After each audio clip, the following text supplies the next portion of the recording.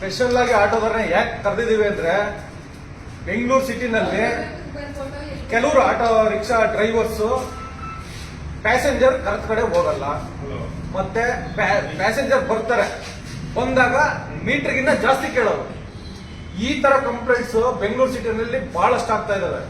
ಇದನ್ನ ಪಬ್ಲಿಕ್ ನಿಮ್ಮ ಹತ್ರ ಏನು ಮಾತಾಡಲ್ಲ, ಇಂಥ ಕಡೆ ಆಗ್ತಾ ಇದೆ ಅಂದ್ಬಿಟ್ಟು ಟ್ವಿಟರ್, ಫೇಸ್ಬುಕ್, ಇನ್ಸ್ಟಾಗ್ರಾಮ್ ಮತ್ತೆ ಬೇರೆ ಎಕ್ಸ್ ಸಾಮಾಜಿಕ ಜಾಲತಾಣ ಏನಿದೆ ಅದರಲ್ಲಿ ನಮ್ಮ ಮೇಲಧಿಕಾರಿಗಳಿಗೆ ಕಂಪ್ಲೇಂಟ್ ಮಾಡ್ತಾ ಇದ್ದಾರೆ.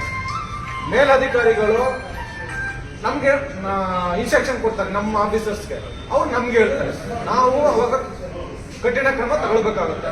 ನಾವು ನಿಮ್ಮನ್ನ ಹಿಡಿದಾಗ ಸರ್ ನಮ್ಗೆ ಬಾಡಿಗೆನೇ ಇಲ್ಲ ಸರ್, ನಾವು 500 ರೂಪಾಯಿ ಎಲ್ಲಿಂದ ಕಟ್ಟದ ಅಂತ ನೀವು ನಮಗ್ ಕೇಳ್ತೀರ. ನಮ್ಗೆ ಬಿಡ್ಬೇಕಂತ ಅನ್ಸಿದ್ರು ನಾವು ಬಿಡಕ್ ಆಗಲ್ಲ, ಯಾಕಂದ್ರೆ ನೀವು ತಪ್ಪು ಮಾಡಿರ್ತೀರ. ತಪ್ಪು ಮಾಡಿರೋರಿಗೆ ಪನಿಷ್ಮೆಂಟ್ ಆಗ್ಬೇಕು. ಪನಿಷ್ಮೆಂಟ್ ಅಂದ್ರೆ ನಿಮ್ಗೆ ದಂಡ ಹಾಕೋದು ಉದ್ದೇಶ ನಮ್ಗಿರಲ್ಲ, ಅಂದ್ರೆ ಹಾಗೆ ಬಿಟ್ರೆ ನೀವು ಮುಂದೆ ಅದೇ ತಪ್ಪು ಮಾಡ್ತೀರಾ ಅನ್ನೋ ಉದ್ದೇಶಕ್ಕೋಸ್ಕರ ನಿಮ್ಗೆ ದಂಡ ಹಾಕೋದು. ಕೆಲವರೆಲ್ಲ ಆ ರೀತಿ ತಪ್ಪು ತಿಳ್ಕೊಂಡಿದ್ದಾರೆ. ಪೊಲೀಸವ್ರಿಗೆ ಮಾಡೋ ಕೆಲಸ ಇಲ್ಲ, ಬರೀ ನಮ್ಗೆ ಫೈನ್ ಹಾಕದೆ ಆ ರೀತಿ ತಿಳ್ಕೊಳ್ತಾರೆ. ಅದು ತಪ್ಪು, ನಿಮ್ಮ ತಪ್ಪು ಮನೋಭಾವನೆ. ನಿಮಗೆ ದಂಡ ಹಾಕೋ ಉದ್ದೇಶ ನೀವು ಮುಂದೆ ಆ ತಪ್ಪು ಮಾಡಬಾರ್ದು, ಟ್ರಾಫಿಕ್ ರೂಲ್ಸ್ ಫಾಲೋ ಮಾಡಬೇಕು ಅನ್ನೋ ಉದ್ದೇಶಕ್ಕೋಸ್ಕರ ಅಷ್ಟೇ ನಿಮ್ಗೆ ದಂಡ ಹಾಕೋದು.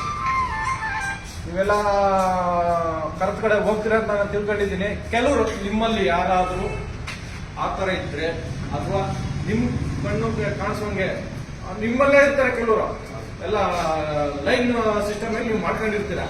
ಕೆಲವರು ಇನ್ನೊಬ್ಬ ಯಾವನೋ ಬರ್ತಾನೆ, ಮುಂದೆ ಬರ್ತಾನೆ, ಹಾಕೊಂಡು ಹೋಗ್ತಾನೆ. ಅವಾಗ ನಿಮ್ಗೂ ನೋಡಿ, ನಾನು ಕ್ಯೂನಲ್ಲಿ ಕಾಯ್ತಾ ಇದ್ದೆ, ಅವ್ನು ಯಾರೋ ಬಂದು ಹಾಕೊಂಡು ಹೋಗ್ತಾನೆ, ನಿಮ್ಗೆ ಅನಿಸ್ತದೆ. ನಿಮ್ಮಲ್ಲೇ ಶಿಸ್ತಿರ್ಬೇಕು. ಕೆಲವರು ಮಾಡೋದ್ರಿಂದ ನಿಮ್ಗೂ ತೊಂದರೆ ಆಗ್ತದೆ. ಹಾಗಾಗಿ ಎಲ್ಲರೂ ಸಂಚಾರ ನಿಯಮ ಪಾಲನೆ ಮಾಡಿ, ಮತ್ತೆ ಯೂನಿಫಾರ್ಮ್ ಕಡ್ಡಾಯವಾಗಿ ಹಾಕೊಳ್ಳಿ. ಇವಾಗ ಬೆಂಗಳೂರು ಸಿಟಿನಲ್ಲಿ ಆಟೋ ಡ್ರೈವರ್ ಮೇನ್ ಹೊರಗಡೆಯವ್ರಿಗೆ ನಮ್ಮ ಬೆಂಗಳೂರು ಸಿಟಿದು ಡಿಗ್ನಿಟಿ ಗೊತ್ತಾಗದೆ ಚಾಲಕರಿಂದ. ಕ್ಯಾಬ್ ಡ್ರೈವರ್ಸ್, ಆಟೋ ಡ್ರೈವರ್ಸ್ ಇವು ಯಾರು ಪ್ರಯಾಣಿಕರ ಜೊತೆ ಸೌಜನ್ಯವಾಗಿ ವರ್ತಿಸಿದ್ರೆ ನಮ್ಮ ಬೆಂಗಳೂರು ಸಿಟಿದು ಹೊರದೇಶದಲ್ಲೂ ಹೆಸರಾಗ್ತದೆ. ಕೆಲವರು ಮಾಡೋ ತಪ್ಪಿಂದ ಯಾರೋ ಬಂದಾಗ ಕೆಲವರು ರಫ್ ಆಗಿ ಮಾತಾಡ್ತಾರೆ, ಅದು ಬ್ಯಾಡ್ ಹೆಸರು ಹೋಗ್ತದೆ. ಹಾಗಾಗಿ ಪ್ರಯಾಣಿಕರ ಜೊತೆ ಸೌಜನ್ಯದಿಂದ ವರ್ತಿಸ್ಕೊಳ್ತೀನಿ. ಮತ್ತೆ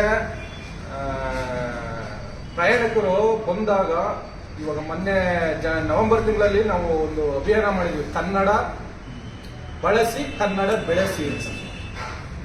ಆಟೋದವ್ರಿಗೆಲ್ಲ ಒಂದು ಕಾಂಪ್ಲೆಕ್ಸ್ ಗೊತ್ತಿದೆಯಾ?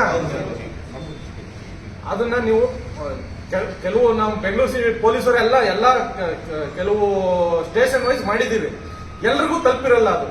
ಅದನ್ನ ನಿಮ್ ಫ್ರೆಂಡ್ಸ್ ಯಾರಿದ್ದಾರೆ ಆ ಪಾಂಪ್ಲೆಟ್ಸ್ ನಿಮ್ಮ ಗ್ರೂಪ್ ಹಾಕಿ ಅದನ್ನ ಪ್ರಿಂಟ್ಔಟ್ ತಗೊಂಡು ನಿಮ್ಮ ಆಟೋ ಹಿಂದೆ ಹಾಕೊಳ್ಳಿ. ಆದಷ್ಟು ಕನ್ನಡ ಬಳಸೋದಕ್ಕೆ ಹೇಳಿ. ಹೊರದೇ ಇದ್ದಾಗ ಅನಿವಾರ್ಯವಾಗಿ ನಿಮ್ಗೆ ಇದ್ದಾಗ ಮಾತಾಡಿ, ತೊಂದರೆ ಇಲ್ಲ.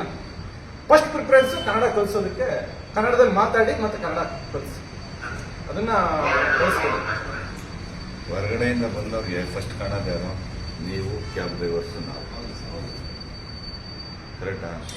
ಯಾವುದೇ ರಾಜ್ಯದಿಂದ ಆಗಲಿ ಯಾವುದೇ ದೇಶದಿಂದ ಆಗಲಿ ಫಸ್ಟು ಬೆಂಗಳೂರು ಸಿಟಿಗೆ ಬಂದಿದ್ರೆ ಕಾಣೋದು ಯಾರು? ನಾವು, ನೀವು, ಕ್ಯಾಬ್ ಡ್ರೈವರ್ಸ್. ಕರೆಕ್ಟಾ?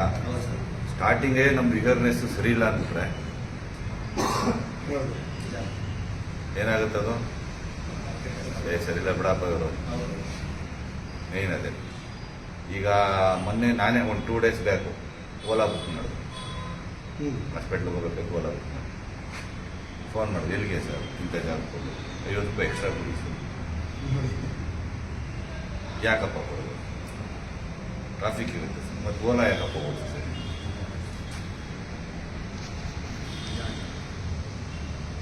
ಅದು ಯಾರು ಅಂತ ಅವ್ರಿಗೆ ಗೊತ್ತಿರಲ್ಲ ಬಿಡಿ. ನಮ್ಮ ಎಕ್ಸ್ಪೀರಿಯನ್ಸ್ 2 days ಬ್ಯಾಕ್ ಎಕ್ಸ್ಪೀರಿಯನ್ಸ್ ಇದೆ ಹೇಳ್ತಾರೆ. ಅದು ಕ್ಯಾನ್ಸಲ್ ಮಾಡ್ಕೊಳಪ್ಪ. ಬೇರೆ ನೀನು ಇನ್ನೊಬ್ಬ ಸಿಗ್ತಾರೆ. ನಾನು ಅವನ ಮೇಲೆ ಕಂಪ್ಲೇಂಟ್ ಮಾಡಿ ಅವ್ನಿಗೆ ಇದನ್ನ ಮಾಡ್ಬೋದು, ಅವ್ನ ಹೊಟ್ಟೆ ಮೇಲೆ ಹೊಡೆದಂಗೆ ಆಗ್ತದೆ. ಅದನ್ನ ಮಾಡಕ್ ಹೋಗ್ಬೇಡಿ. ಈಗ ನೀವು ಓಲಾ ಊಬರ್ ಯಾಕೆ ಕೊಡಿಸ್ತೀರಾ? ರೇಟ್ ಫಿಕ್ಸ್ ಆಗಿರ್ತದೆ. ಕರೆಕ್ಟಾ? ರೇಟ್ ಫಿಕ್ಸ್ ಆಗಿರ್ತದೆ. ಈಗ ಅಕಸ್ಮಾತ್ ನೀವು ಹೋಗಿ ಬಿಟ್ಟಾದ್ಮೇಲೆ ಅವನೇ ಖುಷಿಯಾಗಿ ಕೊಡ್ತಾರೆ. ಓಲಾದಲ್ಲಿ 10 ಕಿಲೋಮೀಟರ್